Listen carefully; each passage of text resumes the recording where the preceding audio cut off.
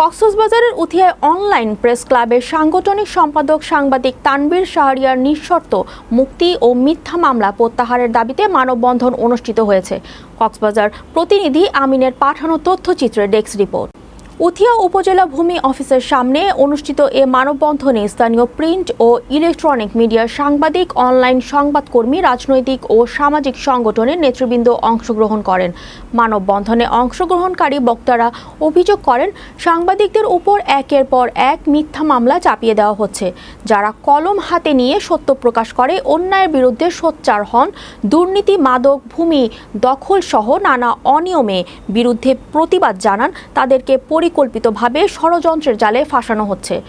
এই প্রক্রিয়া গণমাধ্যমের স্বাধীনতার জন্য মারাত্মক হুমকি বলে মন্তব্য করেন তারা। গত 29 সেপ্টেম্বর রাত 2টার দিকে উথিয়া থানা police online news portal Ukhia news জুতে এর সম্পাদক ও সাংবাদিক তানভীর শাহরিয়াকে নিজ বাড়ি থেকে আটক করে। পরবর্তীতে তাকে আদালতে প্রেরণ করা হয়। সে প্রতিবাদ করে সবসময় প্রতিবাদ মুখর ভূমিকা পালন করেছে, কিন্তু সে কোনো সময় গ্রেফতার হয়নি।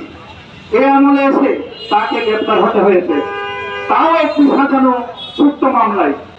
আমি উকিয়া থানার ওসিকে বলতে চাই, আপনি নতুন এসেছেন, আপনি আগে তদন্ত ছিলেন, আপনি উকিগিরি প্রথম, এই উকিয়া থানার উকিগিরি প্রথম।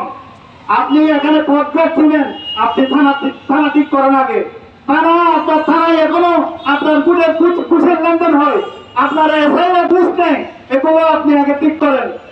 আপনি ব্যবসায়ীকে গ্রেপ্তার করেছেন, সাংবাদিকরা ব্যবসায়ীদের বিরুদ্ধে লিখেছে, আপনি কয়েকজন ব্যবসায়ীকে গ্রেপ্তার করেছেন চিহ্নিত। এগুলো সাংবাদিকদের চোখে রয়েছে, সাংবাদিকদের পর্যবেক্ষণে রয়েছে, পর্যবেক্ষণ করছে।